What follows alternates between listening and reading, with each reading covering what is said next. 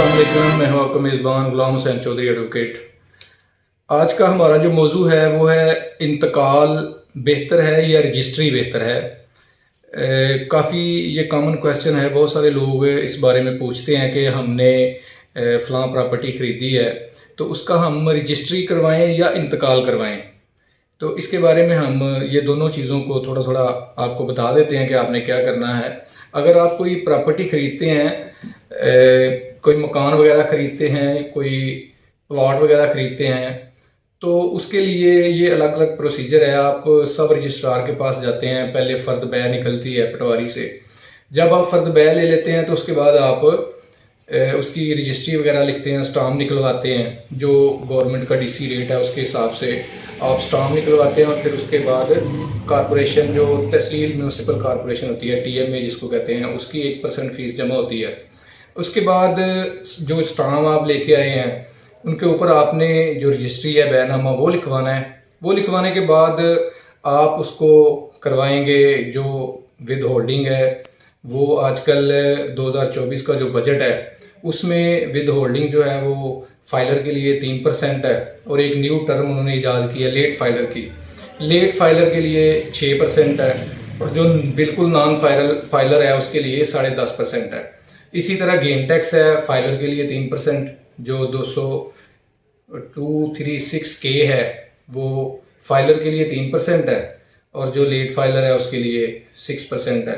इस तरह वो सारी फीसें आप जमा करवाएं। वो सारी जमा करवाने के बाद दोनों पार्टीज़, जो बाया है वो भी और जो मुश्तरी है वो भी, वो सब रजिस्ट्रार के रूबरू, जो भी आपकी तहसील है, जो भी आपका ज़िला है, वहाँ पे जो सब रजिस्ट्रार बैठा होगा उसके रूबरू दोनों पार्टीज़ ने पेश होना है। वहाँ पे तस्वीरें वगैरह बनती हैं।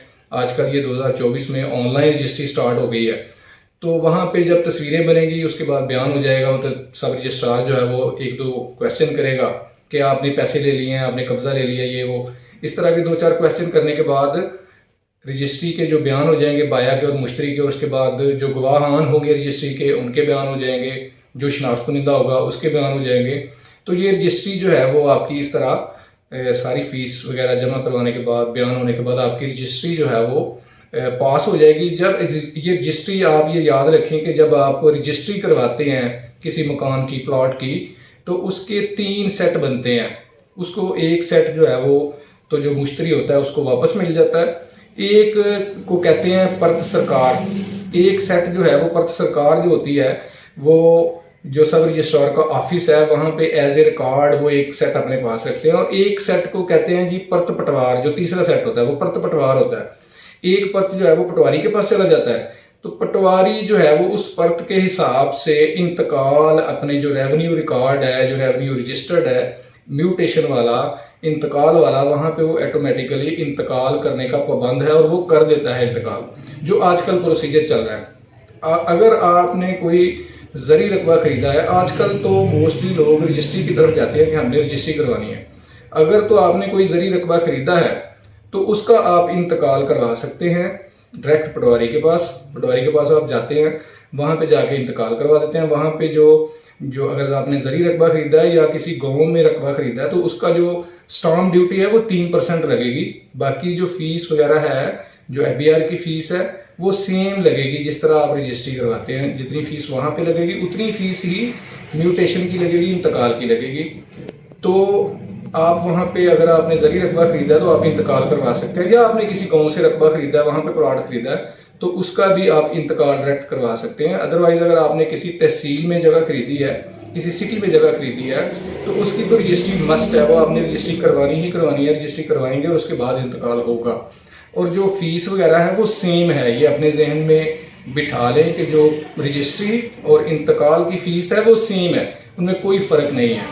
अगर आप ज़री रकबा है उसकी भी रजिस्ट्री करवाना चाहते हैं तो उसकी भी 3% आप स्टाम्प ड्यूटी इंतकाल के लिए भी जमा करवाएंगे, और रजिस्ट्री करवाने के लिए भी आप 3% ही स्टाम्प ड्यूटी जमा करवाएंगे। और जो वो स्टाम्प निकलेंगे उनके ऊपर आप ज़री रजिस्ट्री लिख सकते हैं। ज़री रजिस्ट्री लिखें आप उसके ऊपर, और उसको सेम जिस तरह मैंने पहले बताया कि सारी फीसें जमा करवाने के बाद आप सब रजिस्ट्रार के रूबरू पेश होके उसको भी पास करवा सकते हैं। उसको भी रजिस्ट्री करवा लें, रजिस्ट्री के बाद इंतकाल हो जाएगा। ये मुख्तलिफ पटवारी हजरात जो हैं वो लोगों को कहते हैं जी आप हमारे पास आ जाएं, हम डायरेक्ट इंतकाल वगैरह ये वो कर देते हैं। लेकिन बेहतर है कि आप पहले रजिस्ट्री करवाएं। एक रजिस्टर्ड डॉक्यूमेंट आपके पास आ जाएगा, उसका प्रूफ होगा सब रजिस्ट्रार के पास, और उसके बाद इंतकाल वो ऑटोमेटिकली रेवेन्यू रिकॉर्ड में पटवारी जब परत पटवार उसके पास जाएगी तो वो उसको रेवेन्यू रिकॉर्ड में इंतकाल करने का पाबंद है, और वो करेगा, ज़रूर करेगा। अगर वो परत पटवार से नहीं करता तो जब आपकी रजिस्ट्री पास हो जाती है तो तब आप पटवारी के पास जाएं और उसको बोलेंगे ये मेरी रजिस्ट्री है, इसका मैंने इंतकाल करवाना है। और आप अक्सर देखेंगे कि उसका इंतकाल हो चुका होगा, वो पटवारी आपको सिर्फ इंतकाल नंबर दे देगा कि ये इंतकाल नंबर है, या वो उसकी कॉपी दे देगा कि ये आपका इंतकाल हो चुका है। तो इसलिए ये अपने जहन से निकाल दें कि हमने डायरेक्ट इंतकाल करवाना है।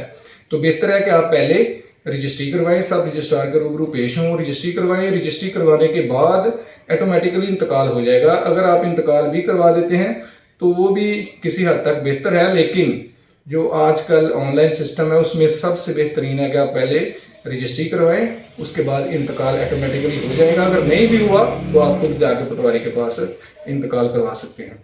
ये था आज का हमारा मौजू। हमारे चैनल को सब्सक्राइब करें, बेल आइकन के बटन को प्रेस कर लें ताकि जो हमारी आने वाली वीडियोज़ हैं वो आपको आसानी के साथ मिल सके। Thank you.